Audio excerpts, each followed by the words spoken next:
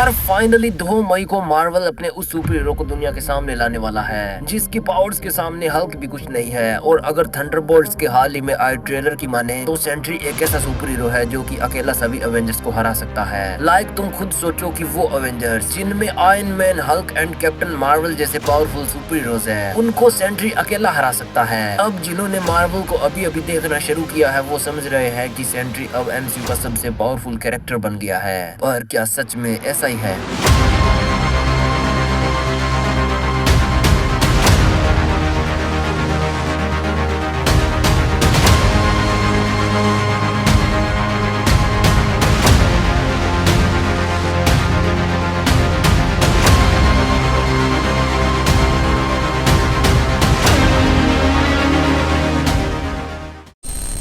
मतलब यार क्या ये इतना पावरफुल सेंट्री जिसे सुपरमैन से भी ज्यादा पावरफुल बताया जा रहा है, क्या ये अपने गॉड ऑफ थंडर थोर को हरा सकता है? हाँ, उस गॉड ऑफ थंडर थोर को जिसने थैनोस को उसके इन्फिनिटी स्टोन्स के साथ भी चीर दिया था। और अगर वो उस टाइम जज्बाती ना होता और जैसा खुद थैनोस ने कहा, अगर वो उसके सर पे हमला करता तो थैनोस का काम इन्फिनिटी वॉर में ही तमाम हो जाता। और अगर तुम्हें ये लगता है कि सेंट्री तो थैनोस को इन्फिनिटी स्टोन्स के साथ भी हरा देगा तो यार तुम बिल्कुल गलत हो। हाँ, माना वो भी अपनी गजब की मैटर मैनिपुलेशन की एबिलिटी से थैनोस की पूरी आर्मी को सेकंड्स में धूल बना सकता है बिना इन्फिनिटी स्टोन्स के भी। पर तुम ये मत भूलना कि अगर ऐसे में थैनोस का मूड वूड बन गया तो वो टाइम स्टोन की हेल्प से सेंट्री को फिर से बॉब बना के, यानी जब उसको उसकी पावर्स मिली ही नहीं थी, वो सेंट्री को वैसा करके और फिर अपनी आर्मी को फिर से जिंदा करके सेंट्री को अपने कुत्तों के आगे डाल देगा। और अब कुछ लोग ये बोलेंगे कि सेंट्री तो लाइट की स्पीड से भी तेज ट्रेवल कर सकता है, तो ऐसे में वो स्पेस टाइम को भी बैंड कर सकता है और इसीलिए उस पे टाइम स्टोन का असर ही नहीं होगा। तो यार ऐसे में थैनोस रियलिटी स्टोन से पहले तो सेंट्री की सभी पावर्स को रियलिटी से इरेज कर देगा और उसके बाद वो फिर से उसे कुत्ता बनाएगा। हाँ, कुत्ता बनाना यहाँ कंपल्सरी ही है, लेकिन बिना इन्फिनिटी स्टोन्स के थैनोस सेंट्री के आगे बस एक बोलने वाला बैंगन है। पर इस सबसे परे क्या सेंट्री थोर को हरा पाएगा? तो यार इसे जानने से पहले हमें ये समझना पड़ेगा कि सेंट्री है कौन और उसकी पावर्स क्या है। तो बेसिकली सेंट्री भी कैप्टन अमेरिका एंड बकी की तरह एक सुपर सोल्जर है, बट उनसे लाख टाइम्स बेटर। मींस जो इन दोनों पे सुपर सोल्जर सीरम का यूज हुआ था वो बस स्टेज 1 का सुपर सोल्जर सीरम था, लेकिन जिस सुपर सोल्जर सीरम को सेंट्री पे यूज किया गया था वो किसी आम सुपर सोल्जर सीरम से कई गुना ज्यादा पावरफुल थी। यानी हाँ, बॉब पे गोल्डन सेंट्री सीरम का यूज किया गया था जो कि नॉर्मल सुपर सोल्जर सीरम से लाख टाइम्स ज्यादा स्ट्रॉन्गर थी। तो इसीलिए सेंट्री भी किसी नॉर्मल सुपर सोल्जर से कई गुना ज्यादा बेहतर बन गया, पर एक ट्विस्ट के साथ। मींस जब सेंट्री को उसकी पावर्स मिली तो उसके कारण उसके अंदर का एक अल्टर ईगो वर्ड भी जाग गया और जब भी सेंट्री अपनी पावर्स को यूज करने की कोशिश करता है तो वर्ड उस पे हावी हो जाता है और फिर वर्ड लाखों लोगों को सिर्फ एक ही बारी में मार देता है। अब इसीलिए सेंट्री को अपनी पावर्स का यूज करने से डर लगता है। तो अब अगर तुम्हें पता चल गया है कि सेंट्री कौन है तो अब फाइनली क्या हो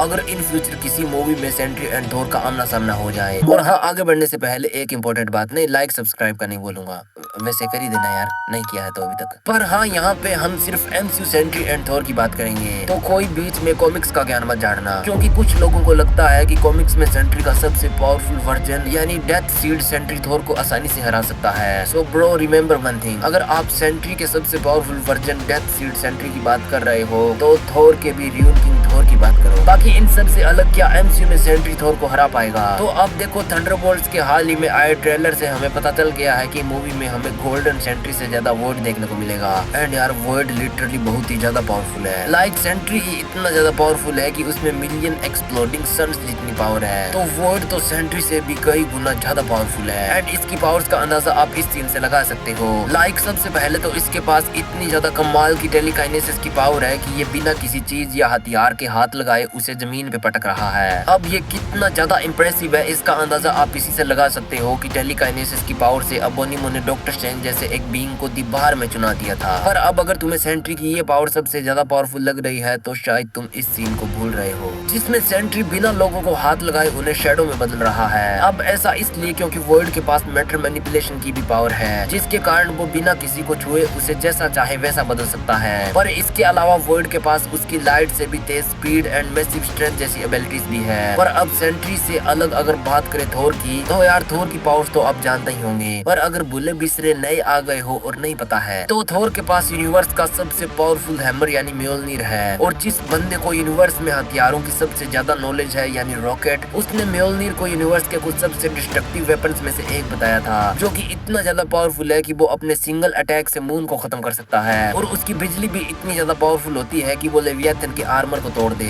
जिसे तोड़ने में 5 ट्रिलियन TNT लगेंगे। पर इसके अलावा थोर रैग्नारोक मूवी में थोर हेला के साथ लड़के जिंदा भी बच गया था और उसने हेला को एक अच्छी खासी टक्कर भी दी थी। एंड हेला कितनी ज्यादा पावरफुल है इसका अंदाजा आप इसी से लगा सकते हो कि उसने अपने सिंगल हैंड से हंसते हंसते म्योल्निर को तोड़ दिया था। And if you don't know, Mjolnir को तोड़ने में 93 जेडाटन TNT लगेंगे, जो कि 2 अर्थ साइज प्लेनेट को खत्म करने के लिए काफी है। यानी तुम सोच सकते हो कि थोर उस हेला से जिंदा बच गया था, जो कि मस्ती मस्ती में अपने सिंगल हैंड से अर्थ एंड मार्स दोनों को खत्म कर सकती है। लेकिन यार अब तो थोर रैग्नारोक से भी ज्यादा पावरफुल बन गया है, क्योंकि अब तो उसके पास म्योल्निर से भी ज्यादा पावरफुल स्टॉर्म ब्रेकर है, जिसकी पावर्स का अंदाजा आप इसी से लगा लो कि स्टॉर्म ब्रेकर ने घोर की नेक्रोसवॉर्ड का मुकाबला कर लिया था। और नेक्रोसवॉर्ड कितनी ज्यादा पावरफुल थी इसके बारे में ज्यूस ने कहा था कि वो अकेले ही ओमनीपोटेंट सिटी के सभी गॉड्स को हरा सकती है। एंड ओमनीपोटेंट सिटी के गॉड सबसे पावरफुल गॉड्स माने जाते हैं। अब खोशू से भी, हाँ उस खोशू से जिसने मून नाइट एपिसोड 3 में अपने हाथों से सभी तारों को हिला दिया था। लेकिन यार अब इन सब के बाद क्या फाइनली थोर सेंट्री को हरा पाएगा? तो यार अगर यहाँ पे थोर का मुकाबला गोल्डन सेंट्री से होगा तो उस लड़ाई में थोर के जीतने के चांसेस ज्यादा है, क्योंकि सबसे पहले तो थोर का बैटल एक्सपीरियंस उससे बहुत ज्यादा है और ऊपर से उसके पास म्योल्निर एंड स्टॉर्म ब्रेकर जैसे वेपन्स भी है। लेकिन यार जिस सेंट्री को हमने थंडरबोल्ट्स के ट्रेलर में देखा था यानी वर्ल्ड, तो यार उसे हरा पाना थोर के लिए आसान नहीं होगा, क्योंकि उसकी पावर सच में बहुत ही ज्यादा है। बाकी यार थंडरबोल्ट्स मूवी के आने के बाद हमें एग्जैक्टली इसका पता चल जाएगा कि सेंट्री या वर्ल्ड कितना ज्यादा पावरफुल है। बाकी अगर सेंट्री एंड थोर की लड़ाई होती है तो उसमें थोर का प्लॉट आर्मर भी एक मेजर रोल प्ले करेगा, क्योंकि हमें पता है कि थोर MCU में इतना ज्यादा पॉपुलर है कि उससे हारता हुआ तो किसी से बिल्कुल भी नहीं दिखाया जाएगा। लाइक ऐसा हो सकता है कि जब थोर एंड सेंट्री की लड़ाई होगी तो उसमें थोर की बेटी जो वैसे ओरिजिनली घोर की थी वो सेंट्री को पहल दे। हाँ पहल देगी, हैरान मत होना, और वो भी बुरा वाला। अब हाँ तुम इस बच्ची को कोई आम सी बच्ची नहीं समझना, क्योंकि ये शायद इटर्निटी की देन है और इसीलिए ये स्टॉर्म ब्रेकर को भी आसानी से उठा पा रही थी। और भाई सेंट्री इटर्निटी को अपने सपने में भी नहीं हरा सकता है। बाकी यार तुम्हें क्या लगता है कि MCU थोर वर्सेस सेंट्री में से कौन जीतेगा? अपनी अपनी विचारधारा मेरे साथ कमेंट्स में जरूर शेयर कीजिएगा। बाकी प्लीज जाते जाते इस वीडियो को जरूर लाइक कर देना।